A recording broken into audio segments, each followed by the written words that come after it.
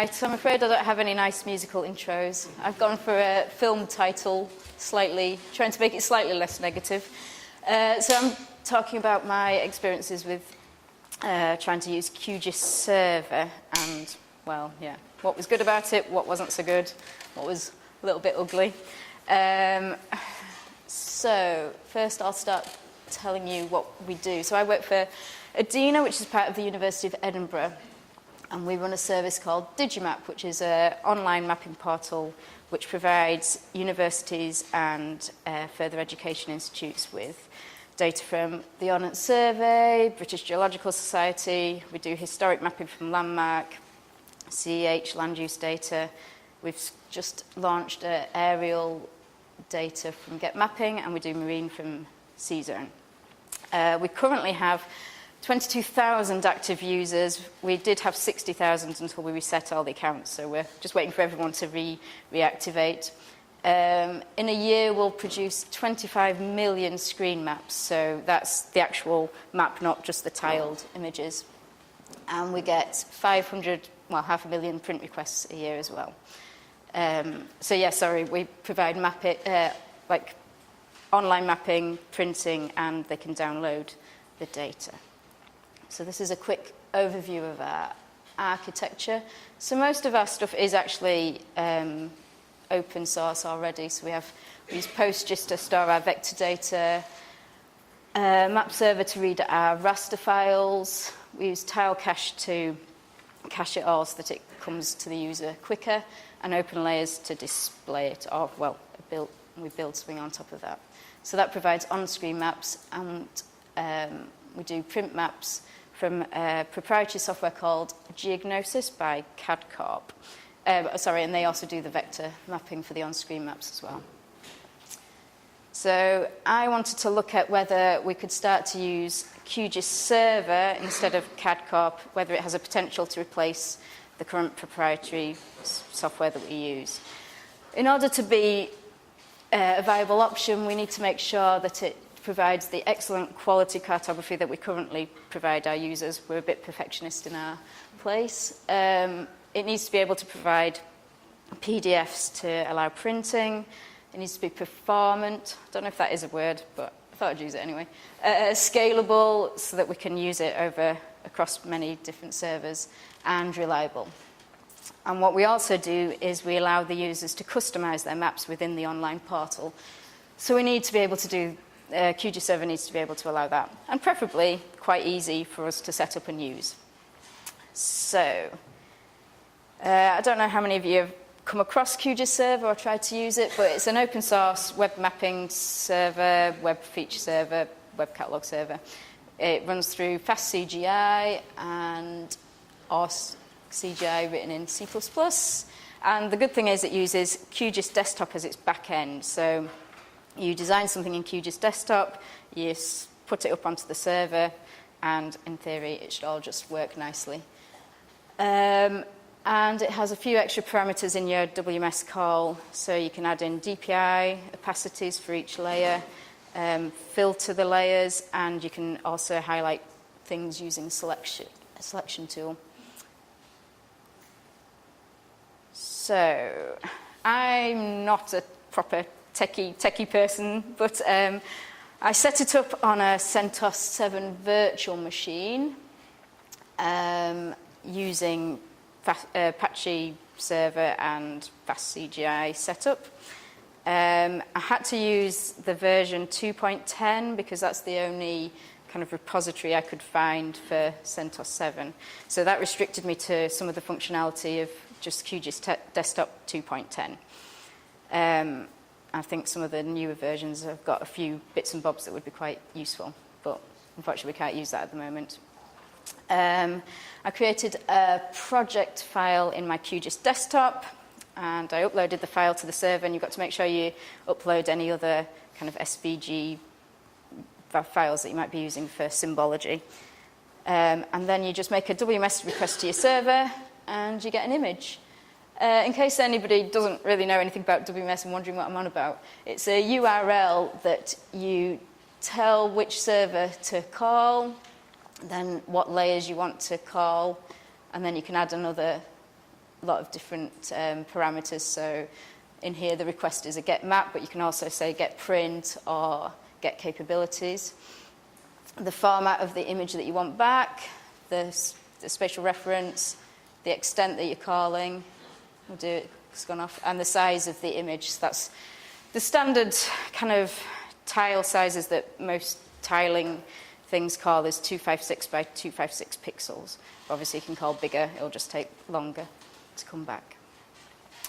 So what I was trying to do to find out if QGIS Server was a practical solution was to replicate some of our cartographic styles that we already have. So I looked at British Geological Survey's DigMap 50, which is the 50K geological data. I chose that because it's got over 1,000 polygon fills, so that was going to be a bit of a challenge potentially trying to get those in.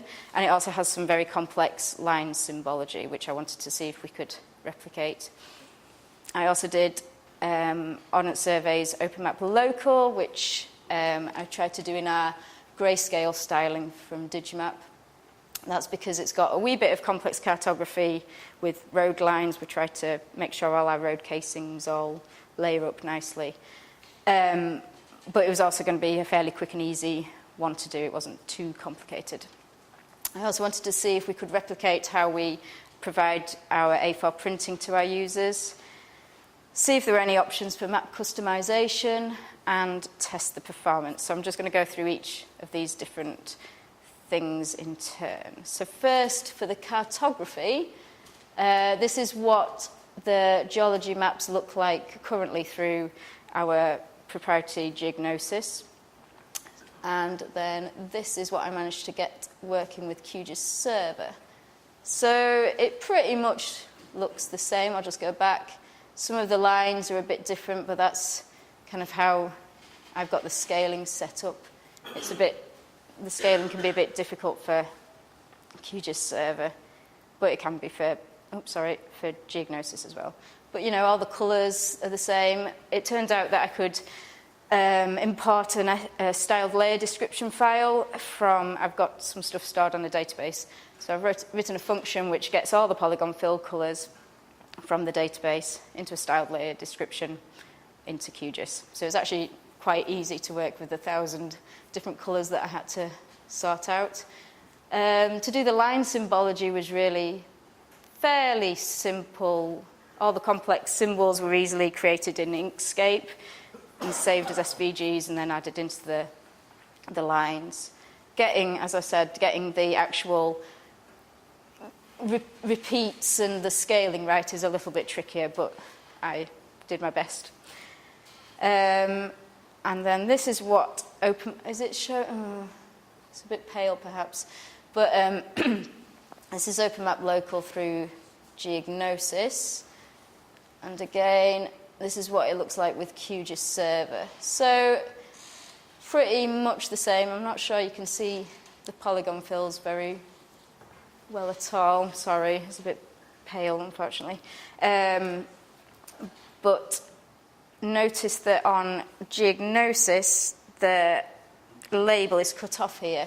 We get over that with tile cache, actually caches up bigger images and then cuts it down. So the labeling is fine online. I had the same problem with QGIS, but with tile cache it didn't seem to behave for some reason. But in QGIS there's an option to turn off partial labeling. So I did that, so it is only drawing labels that it knows is going to be fully drawn in the tile. So some of the different things I've found interesting or differences, I suppose. This is how some of the line symbology looks between GeognoSIS and QGIS. It looks even worse when you zoom in. But it's kind of very rasterized, the imagery here, whereas with QGIS, because it's a SVG, it's behaving a bit better. And it was really easy. You could just even use fonts for the symbols, whereas for this one you actually have to go and digitize all the letters and all the symbols using CadCorp's map modeler software, which is equivalent to QGIS Desktop. So, like I said, it's a lot easier to create the styling in QGIS, but getting the actual scales right can be a bit difficult. With polygon fills, this is the same area. The difference between the thicknesses of lines is just because I've got the scaling not the same between the two. But what I wanted to show you was where it's cutting off the polygon fill between each different WMS tile. So it's restarting the fill. So that looks a bit ugly. I wasn't able to fix that, but I would kind of hope that, you know, if I actually ask someone or put it in as a bug, it's something that could be fixed. To show you some of the stuff that QGIS does that GeognoSIS doesn't, which, as I said, I was just trying to replicate it, but I just thought I'd show you a few nice things. Here, again, it's a bit pale, unfortunately, but I just had a quick play, and you can add things like shadowing and nice gradients within polygon fills, and all of this is not possible with GeognoSIS. So it could be that we could even improve or do different styles with QGIS that we don't currently offer. But what you can see again is we're getting labels cut off here, and the polygon fills are going funny. So I found that for these ones, if I call it 3 open layers and add a gutter, so that calls, again, it calls a bigger image and then cuts it down to the size of the tile, it gets rid of some of these artifacts. So we've now got a full label and the polygon fills look a little bit better. Oh, and that was another one you could do. You can add shapes behind all your labels, which is not possible with GeognoSIS. Not that you'd necessarily want to do big circles for Carlton Hill, but you never know. So to summarise, the good bits about the cartography is you can replicate the styles, and you can use styled layer descriptions to import your massive cartographic styles. And it also has additional features that we don't have in GeognoSIS. Not so good as getting things like the spacing and scaling on line work. Ugly is these tile edge effects on the labels and the polygon fills, which hopefully there's solutions for, but yeah, I was having trouble with those. So on to printing. If you did a print in Digimap, this is what it would look like at the moment. So this is just an A4 PDF that comes out. When we started using GeognoSIS, we actually had to do quite a lot of work to get the scale bars working. So we have our own stored procedure that creates this scale bar. Oops. Sorry, I've just gone on one accidentally. The text here, my name and the address, and the copyright are all kind of input during the WMS call. We put that in, and also the title is, the user can put in the title, and that's again put into the WMS call to create the print. So QGIS also allows us to do all that. So we have the titles, we put in our name and address and the scale. The scale bar is I had a bit of trouble trying to get a scale bar to look good in QGIS, but that's why it looks a bit different. It's because it's its own out-of-the-box bar. But it works, and we can get it to work. So the good thing is it's possible. We can do PDFs, which is really important to us. The tricky thing that we found is getting the bounding box for the request for the print templates. I don't know if it's just my maths is wrong, but sometimes when I'm trying to do that in a print call, it doesn't do what I expect it. So that would need a bit more work to get it correct across the board. And again, like I said, the scale bar, getting the design of that just right is a bit difficult. What was ugly is, I don't know if anyone's spotted it, but probably not. Down at the time, that was printed at 11:05. For some reason, it drops the leading 0, which I think is awful. But again, hopefully it's an easy fix. It's just I don't know how to fix it at the moment. So So on to map customization. If you go into Rome at the moment, we allow the users a lot of flexibility in their maps. So they can turn off all roads, they can turn off certain types of roads, railway, even more below, so buildings, contours, woods, and anything that you can see, pretty much they can turn on and off. So that's quite a complex one. That's vector map local district, one of those. I tried to make a slightly simpler screenshot, but again, they just all run off the screen, unfortunately. But this is geology. So I've minimized the bedrock, but if I'd maximize that, there'd be loads and loads of polygon colors. There's the superficial deposits, but you can only turn it off at the top level. You can turn off superficial bedrock and linear features, artificial ground, mass movement. Sorry, you can't really read it very well. So, but you can turn off different layers is the general point. And so you do that using your WMS call. So through GeognoSIS, we just, this one on this side is just all layers. And then this one, I have taken off the linear feature, so that's missing now. So I'm just calling bedrock, artificial ground, mass movement, superficial deposits. This one, I've put the linear back on, but I've taken off the superficial, so that's the pale blue, so that's gone now. So to do that in QGIS, we have to have separate overlays as the layers.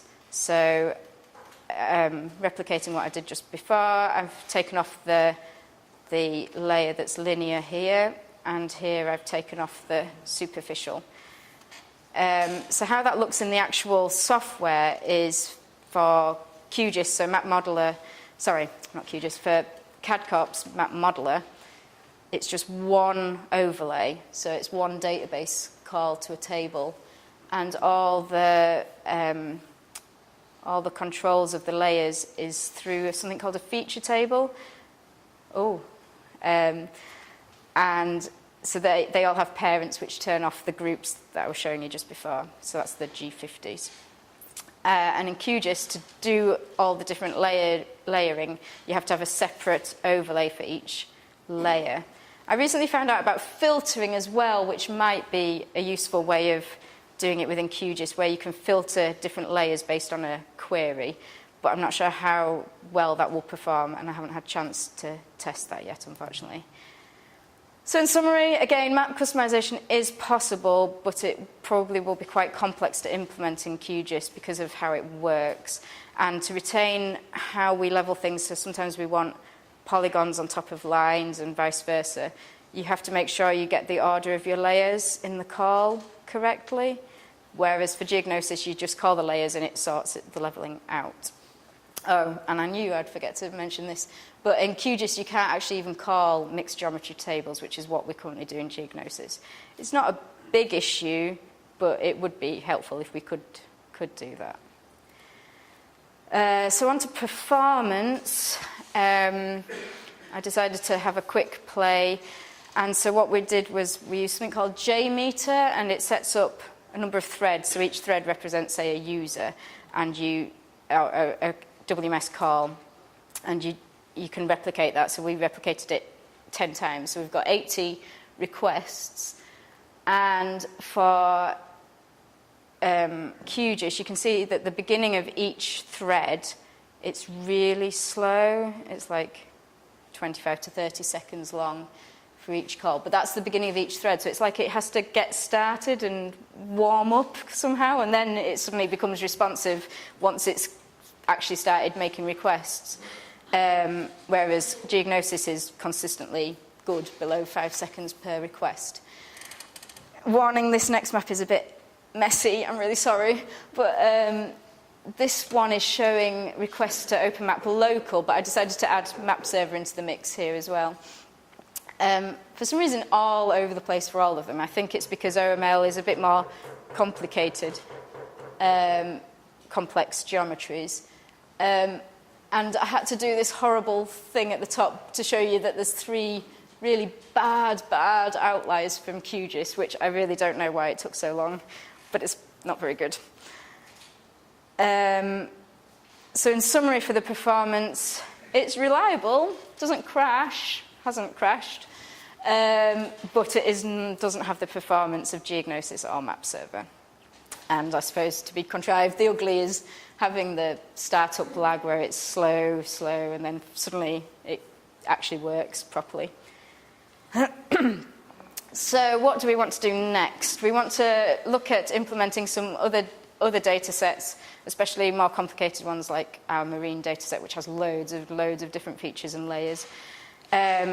If we're going to take it seriously, we'll start asking advice, look onto forums to see if anybody here today perhaps can help us with performance and any other little niggles that we're having.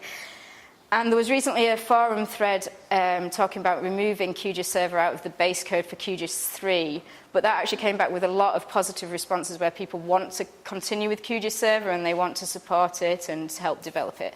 So it'll be interesting to see what they come on to there. At the moment, QGIS Server as is isn't quite how we want it to work. But, you know, we could use our software engineers to put some effort in perhaps, or to pay the community to do it. And anything we did, we would put back into the community as well. And it'd be great to see something coming out of that forum discussion that I just mentioned. And we really would like to, I would really like to be able to use it. But I think if you were looking to set up a map server, it is a viable option as long as you don't mind a bit of performance hit and you don't have hundreds of thousands of users like we do. So these are some of the third-party resellers that add value to that. That's my contact details. And I was asked to put on a few resources in case anybody was interested in trying to set up their server. So I'll just leave that up there. Ooh. Oh, is it me? Tell me my time's up. But yes, so it is a nice little tool. It's really nice to be able to see what you've got on QGIS desktop, stick it on the server, and pretty much what you see on the desktop is what you get through the server. So I would say go for it if you're thinking about it. But yeah, that's about it really. Any questions?